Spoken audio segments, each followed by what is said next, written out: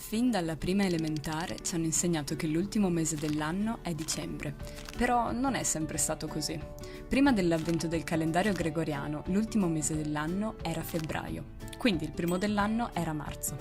I 12 mesi seguivano pertanto questo ordine, come testimoniato dal nome di questi quattro: settembre, ottobre, novembre e dicembre, rispettivamente il settimo, ottavo, nono e decimo mese dell'anno. Quest'ordine era funzionale a seguire l'alternarsi delle stagioni. Si partiva con la primavera, poi l'estate, l'autunno e infine l'inverno. Alla fine di febbraio era usanza scacciare l'inverno spaventandolo, una tradizione che prende vari nomi a seconda del luogo. Questo calendario fu ripreso attorno all'anno 1000 nella Serenissima Repubblica di Venezia e da allora nei documenti vicino alla data si trova la dicitura More Veneto, ovvero secondo il calendario veneto, questo fino al 1797. Sappiamo bene perché.